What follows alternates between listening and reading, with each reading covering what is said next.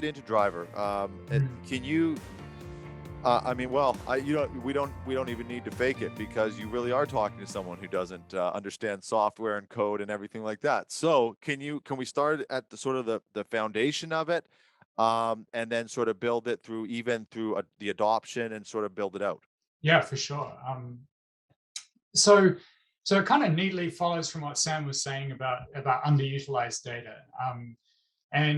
And one really good example of that is, we'll drill hundreds and hundreds of holes in the ground and then analyze the rocks from those holes for sometimes 36, 40, 50 different assays or elements like your gold, your copper, your silver, arsenic, lead, zinc, all the different elements in the periodic table.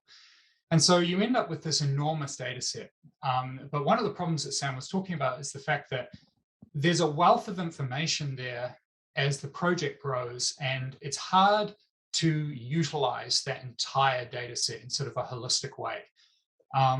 And we saw that problem and realized that one of the things standing in people's way is their ability to interpret that data in 3 dimensions and basically to take that sort of sparse information that is captured in single drill hole intercepts and take that into sort of a 3-dimensional environment and interrogate it in a sort of full 3D package, which is Sure. critical for geology. Alex, I just want to quickly jump in on a clarification question. When you Yeah. say they, who is actually getting that?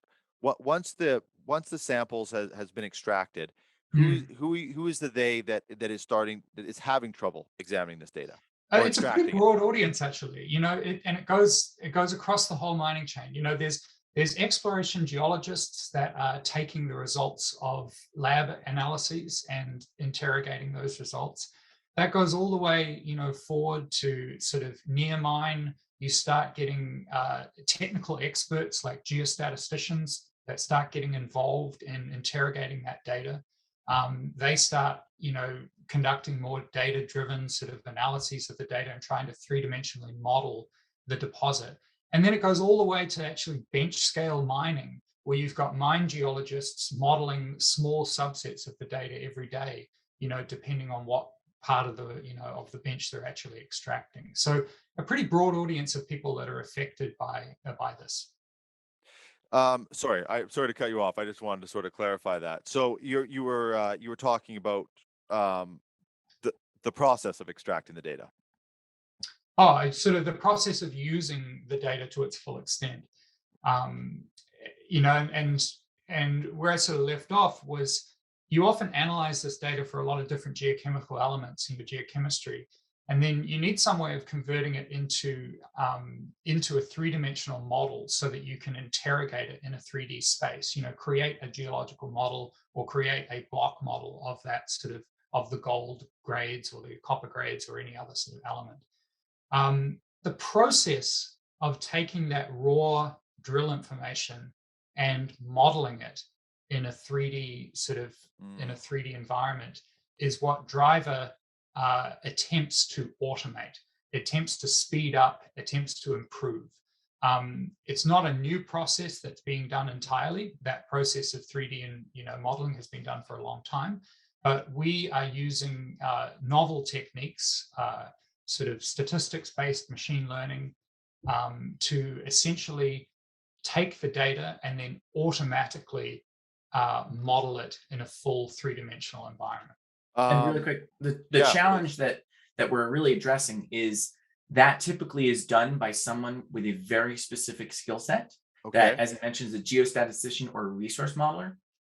And it's a very labor intensive process, largely because if you get it wrong, it has catastrophic consequences down the line.